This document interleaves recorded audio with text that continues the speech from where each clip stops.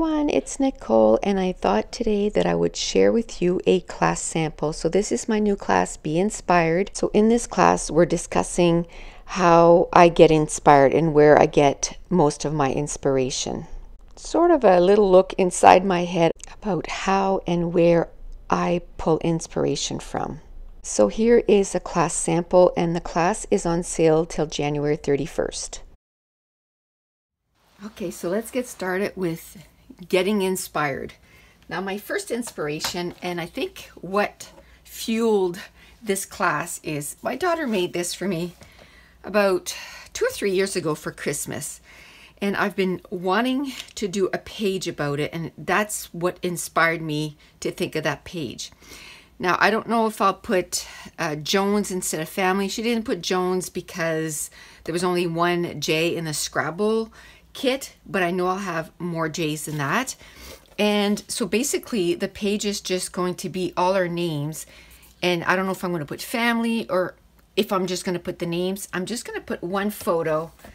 Now, the photo I found was this one, the only one I could find, and I'm the only one not being silly. Well, I guess my eldest daughter's not being silly, but Mason is looking backwards, so I might put this on there, but it's, you know what, it's typical. This one can't get her to be serious for any photos. Although, you know what, if I would have been in that photo, that would have been the perfect one for it, but it was just them. And look, she's not being all... So anyway, I went into my stash and I went looking for alphas that were sort of Scrabble-like. Now, I did find some that were Scrabble tiles, but I knew I wanted to use this page, and these are gray. I don't think, I mean, I can try them, but I don't know if it'll look good or not. This is where I had put names, so I knew what it meant, and then I also put Take Out Amy Tangerine sticker. Now, these pattern papers are super flimsy, so I'm going to be adding them onto some cardstock. These were ripped out of a pattern paper book, so I'm not really sure. It's either like a paper pad from Michael's or something like that, and I ripped them out a long time ago, so I thought it's high time to use them. It might be okay, but I'll show you a few others that I pulled that might look good. And the green kind of made me think of apple picking, and I knew that's one of the places that we always take family pictures. Well, now that I said always, this year we didn't go. I think because of the wedding, we just didn't go, but I mean, we're gonna have family pictures from the wedding, so that is fine.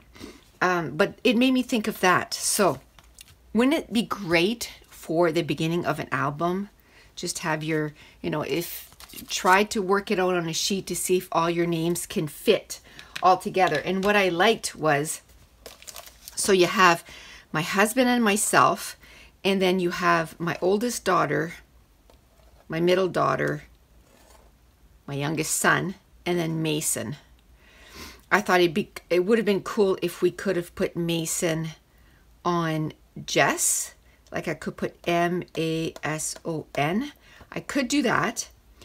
But then as our family grows, I want to be able to, you know, add the other names. Like right now I can add Pat right here, P-A-T, right? And so that'll be cool that we can add, as our family grows, that hopefully we can add the extra names. So that's another reason why I might not put Jones, because, or I might just do another page. But anyway, let's go and look at all the different options that I found. Now, if you don't have square tiles, I thought it'd be cool. Like I found some that were banners, some that were circles, so you could do that too. I found some that were blue. This one has a white background. This one has a cream background. I found some pink ones. I found gold ones. I found some brown and yellow and some craft. So I think my choice is going to be between these three. I think this one is too big. I love that one. I'm going to try it. What I'm going to do is I'm going to take a big sheet of wax paper. I'm going to rip it out just about the size of my pattern paper, and I'm going to set out my alphas on that. I'm not going to do it directly on the pattern paper. So there's not going to be a lot of layering of pattern papers or anything like that. There's probably just going to be one cluster of embellishments, and that'll be it. But I think it's going to have such a cool impact. So now I'm going to put you on fast forward and we're going to get started. Okay, so as soon as I started the page, I decided to go with the brown. When I looked at the pattern paper that I had chosen, it did have some brown elements, like almost like a distressed look to the background. So I thought it would be perfect. The letters would be perfect with this background. The next thing I did is I went and grabbed my T-square ruler. Even though I'm putting all the letters on the wax paper, I wanted to go as straight as possible, and then it was going to give me a good idea of how much real estate this whole name thing was going to take. So I started the same way that she had done. I, put down David and then Nicole and now Jessica and then Caitlin. And where this is not, she actually did hers with actual Scrabble pieces. So she actually bought a Scrabble game and only use that many letters out of it. So this is where being a scrapbooker comes in handy, because how many of those alphas do we have sitting around? Whether they're like rectangle like these, or like I said, you could use some round ones, some different shape ones. And I thought, how fun, like this is, I love this. I love that everyone in our family is on that layout. And you're going to see that the N for Caitlin, that's where I'm going to put Jones. The reason I decided not to put family at the top of the layout or somewhere else on the page, once I got done putting down all those letters, as you can tell with the background, it takes up quite a bit of room on the layout. So by putting it at the end of her name, I was able to, have lots of room for that one photo that I wanted to put in, and then I was able to put 3 clusters on this layout. And I kind of like how, this was totally not on purpose, but I like how our name actually is at the bottom of everything, because it's like, David, Nicole, Jessica, Joshua, Mason, and Caitlin Jones. So sometimes things work out even though you didn't have specific plans for that layout. Like when I put this page kit together, I didn't know that I was going to use this background or these embellishments. And you'll see as we're putting the embellishments together, a lot of these embellishments go really well with the layout. Now I have to say, I make 10 or 15 page kits, however many page kits that I make. And then when I think of an idea, I want to scrapbook these pictures, I go through all the page kits. So I go through them one by one and I look at the embellishments in the bag, because it's a see-through bag, so I can see through it. And then I can kind of see, well, this layout, this page kit would go really well, or this one goes better. And I always find a page kit that, yes, there might be some embellishments in there that I'm not going to need, but I also find embellishments that are going to work really well. Now, in this case, in the embellishments, there's that big square one or rectangle one that says the sweetest thing. And when I saw when she made this, and the fact that our names all fit on, within each other, is the sweetest thing. That big number 3. Our family started with 3 kids, well, maybe not bang with 3 kids, but you know what I mean? Our family is 3 kids, and now it kind of expands. Another little tag said family on it, so it worked out really well. And then I had little stickers in there that was flowers and leafage, and it kind of went really well with the picture, because this is at an apple orchard. So whenever you're in one of these scrapbooking slum and you just don't know like where to go next, One, I mentioned before that making page kits, it kind of helps rejuvenate your love of all your supplies, and whether they're older supplies or newer supplies, that really doesn't matter. Although bringing in some new stuff in your scrap room also helps getting you out of that scrapbook slum. But I made a decision a couple of years ago that I was only going to buy things once a year, and that's when I go to Crop and Create. So I know when I go in March, I'm going to buy some new scrapbooking stuff. But that's really one of the only times that I'm going to buy scrapbooking supplies, and I want to be inspired by the things in my scrap room. So as you're walking around stores, let's say if you're somewhere where there's a lot of things that you can buy to decorate your home, look at the different decorations and crafts and look at it with a different eye. How could I turn this into a scrapbook page? It can be just the colors that you'd like from it. It can be like in this case where my daughter had thought of that. I was like right away, wanting to do that as a scrapbook layout. And what a wonderful thing to put at a beginning of an album. And as I'm saying this, right away, I am also working on my daughter's wedding album. And as I'm talking to you, in my head, I thought, wow, that'd be cool to start one for them.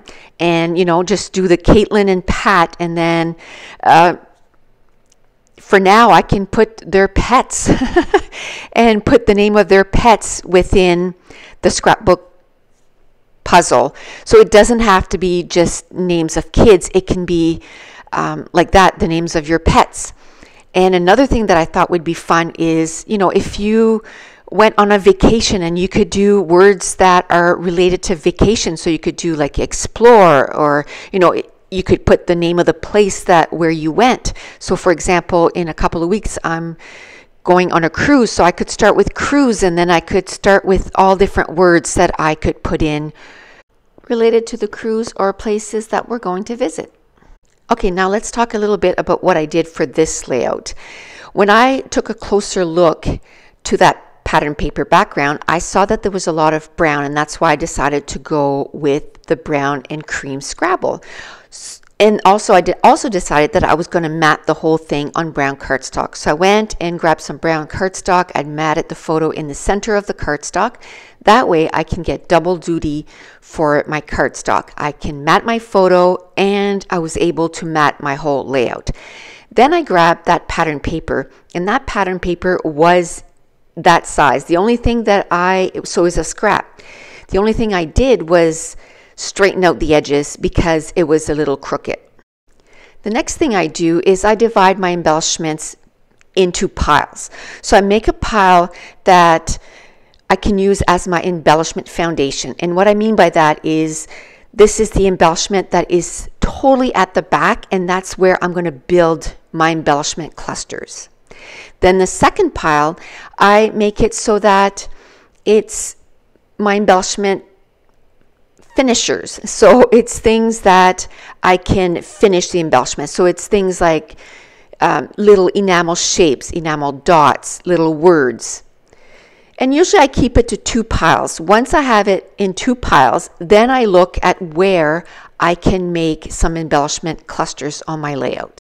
In this case, where the Scrabble words were taking so much room on the layout, I was kind of limited, but I still had some room. So next to Caitlin, I had this big area. So that was a perfect spot for that huge embellishment, the sweetest thing. And then I like that ampersand sign, and I kind of tucked it in to that card. And then I added a label tucked in underneath. I added the word family tucked in the ampersand. And then I'm going to add some finishing touches. So basically the square that says the sweetest thing, the ampersand, and the tag were my embellishment foundation. And what I do is I make sure that when I tuck it in behind the other, that they're all touching each other. So the ampersand is touching that square and also touching the label. And the label that I put in is touching both, and same thing with the ampersand. And then when I get to the part where I put the finishing touches, and that usually includes things like word stickers, little stars, little embellishments, little puffy stickers, and I put them within the embellishment cluster. And again, using the same principle of touching more than one thing to say, hey, these things belong together.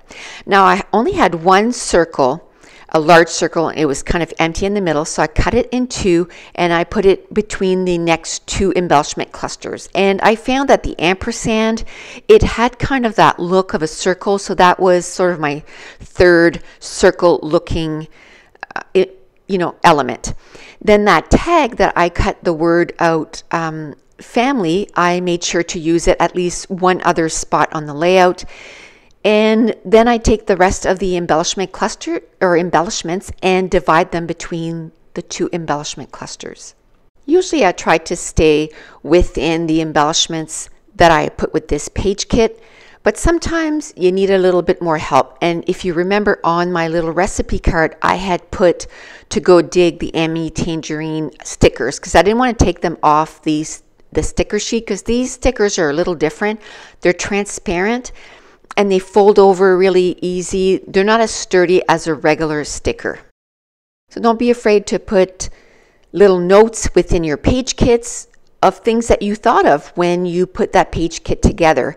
And then once you're ready to put this page kit together, it could be 6 months from now, you won't remember those little things. So if it's written down, then you'll be guaranteed to remember it, whether it's a title or a photo or an embellishment that you'd like to put on that page. Because 6 months from now, you won't remember what you were thinking. One more thing, when you find an inspiration, just make sure to use it over and over and over again. Just put it in different albums or for different trips or different year, and the people that will be looking through the albums won't even notice. And if, let's say, if you have more than one kid, they're probably going to be separating the pages and the albums anyway. So it won't really matter if you have more than one page that looks similar. But I find when you use different embellishments and different colors, the page totally looks different.